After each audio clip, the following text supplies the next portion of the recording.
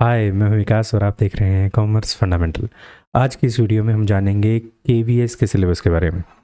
देखिए, कोई भी सिलेबस की बात करें तो बहुत ज़्यादा ज़रूरी इसी वजह से हो जाता है। काफ़ी बार हम तैयारी करते वक्त इतना ज़्यादा पढ़ लेते हैं कि जो रिक्वायर्ड नहीं था, और काफ़ी बार इतना कम पढ़ लेते हैं कि रिक्वायरमेंट से बहुत ज़्यादा कम हो जाता है और सिलेबस जो है वो हमारा कवर नहीं हो पाता है। तो दोनों ही बातें हमारे लिए ना हो, इसलिए हमें सिलेबस को जानना बहुत ज़्यादा ज़रूरी है। सिलेबस हमें हमारी स्ट्रैटेजी को बनाने में भी मदद करता है। जब हम सिलेबस को स्टडी करते हैं तो हमें ये पता चलता है कि हमें कौन सा पोर्शन वो है जिसमें हम स्ट्रांग हैं और कौन सा पोर्शन वो है जिसमें हम वीक हैं। जो पोर्शन स्ट्रांग होता है हमें उसे स्ट्रांग बनाए रखना बहुत ज़्यादा ज़रूरी है, क्योंकि वो पार्ट है जिसमें से हमारे क्वेश्चन गलत नहीं होंगे। और दूसरी तरफ जो पोर्शन हमारा वीक है उसे भी जानना बहुत ज़्यादा ज़रूरी इसलिए है क्योंकि हम वहाँ पर फोकस करके अपने आप को और ज़्यादा अच्छा इम्प्रूव कर पाएंगे और हमारे मार्क्स ज़्यादा अच्छे आ पाएंगे। हमारी जो पॉसिबिलिटीज़ है, प्रोबेबिलिटीज़ हैं, वो थोड़ा और ज़्यादा बढ़ जाती हैं। आपकी थोड़ी सी मेहनत करने से संभावनाएं बहुत ज़्यादा अच्छी हो सकती हैं। इसलिए आपको एक स्ट्रेटजी बनाने की बहुत ज़्यादा ज़रूरत है और इसके लिए सबसे पहले जानना ज़रूरी है सिलेबस। तो देखिए हमारा सिलेबस क्या है, हम देख लेते हैं। आप ये साइट देख रहे हैं, ये हमारी केंद्रीय विद्यालय की साइट है। इस पे अगर आप सिलेबस पोर्शन पे जाएंगे, कहने का मतलब एम्प्लॉयमेंट में, और एम्प्लॉयमेंट के बाद नोटिस में जाएंगे तो यहाँ पर आपको कुछ देखने को मिलेगा। तो यहाँ पर आपको देखने को मिल रहा होगा कि ये हमारी केंद्रीय विद्यालय की साइट है। इस पे यहाँ पर सिलेबस है। सिलेबस जो है वो 2020 का है। किसका है? टीचिंग एंड नॉन टीचिंग दोनों का ही है। तो मैंने यहाँ पर इसको डाउनलोड कर लिया है। अगर आप यहाँ देखेंगे तो मैंने इसको यहाँ पर डाउनलोड कर लिया है। मैं इसको एक बार रब किए देता हूँ, ठीक है। तो यहाँ पर देखिए, यहाँ पर देखिए, तो ये असिस्टेंट कमिश्नर डायरेक्ट, ये बहुत सारी है रिक्रूटमेंट है। इसमें हम पीजीटी का देख लेते हैं। पीजीटी, हम कॉमर्स की बात कर रहे हैं तो पीजीटी की बात करेंगे।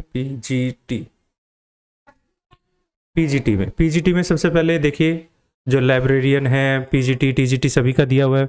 उसके बाद हमारे पास पीजीटी के अंदर यहाँ पर आप देखेंगे कि मैथ्स, फिजिक्स, केमिस्ट्री, बायो, और यहाँ पर ये हो गया रिक्रूटमेंट में सबसे पहले मैथ, फिर फिजिक्स, फिर केमिस्ट्री, फिर बायो, फिर पीजीटी कंप्यूटर साइंस, एंड बाद में हमारे पास यहाँ पर आ गया है PGT commerce, accounting and business.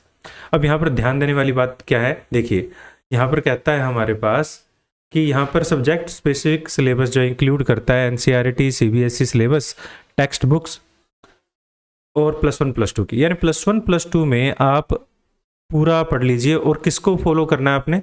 NCERT और सीबीएसई को फॉलो करना है। However the question will be testing the deep from the understanding and the application these concept at the level of post graduate। जो पोस्ट ग्रेजुएट लेवल पर होंगे उन्हीं के base पर क्वेश्चन पूछे जाएंगे। तो हमारे पास, हम यहाँ देख लेते हैं सिलेबस में क्या क्या है।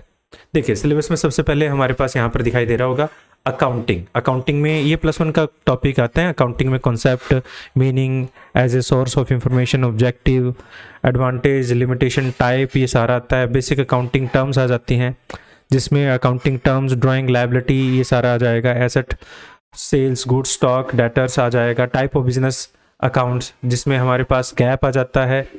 बेसिक कॉन्सेप्ट्स आ जाते हैं अकाउंटिंग के। अकाउंटिंग स्टैंडर्ड्स आ जाते हैं। आईएस, जो इंड आईएस है वो भी आ जाते हैं अकाउंटिंग स्टैंडर्ड्स में।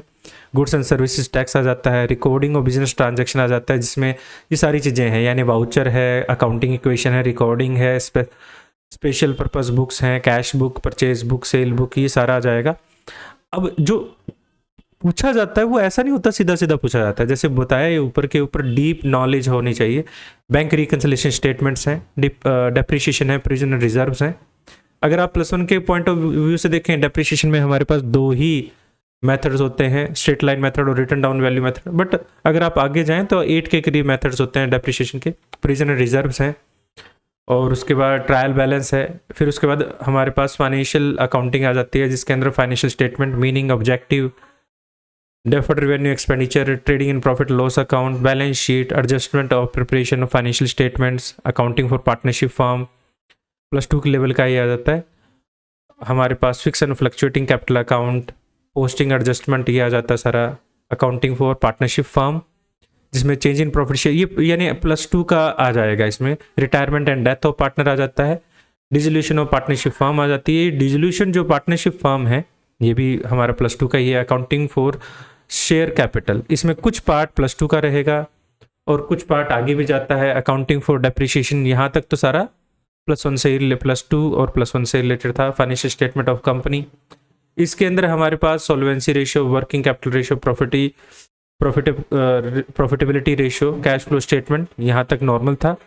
सिलेबस फॉर पीजीटी कॉमर्स, अब बिजनेस की बात आ जाती है। बिजनेस में भी सेम वही बात कहता है कि हमारे पास evolution of fundamentals of business, शायद तक आपको यहाँ पीछे ढोल की आवाज़ आ रही होगी, मैं इसके लिए माफ़ी चाहूँगा, ये मैं नहीं बजा रहा। पर history of trade and commerce, ये सारा इंडियन जो हमारे पास आ जाएगा, बिजनेस स्टडी का पार्ट आ जाएगा, +1 क्लास से आ जाएगा। फॉर्म्स ऑफ बिजनेस ऑर्गेनाइजेशन, ये यूनिट 2 है। उसके बाद public, private and global enterprise, unit 3। Business services, unit 4। Emerging mode of business, उसके बाद ये सारा +1 से रिलेटेड है। उसके बाद business and small business and enterprises, internal trade, international trade, nature of business, ये +2 का आ जाएगा। फिर principles of management, business environment, planning, organising, staffing, directing, controlling, financial management, financial market, marketing, consumer protection.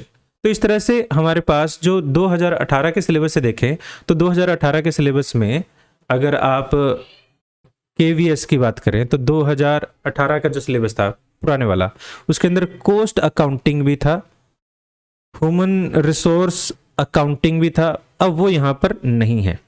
ठीक है, तो ये था आपका सिलेबस। मैं उम्मीद करता हूँ कि आपको वीडियो अच्छी लगी होगी और फिर मिलते हैं। हाँ, तैयारी कीजिए, बहुत ज़्यादा अच्छी तैयारी कीजिए, बहुत ज़्यादा अच्छी तैयारी करने की ज़रूरत है, और चैनल को सब्सक्राइब जरूर कीजिए। फिर मिलते हैं किसी और वीडियो में। Thanks for watching and have a piece.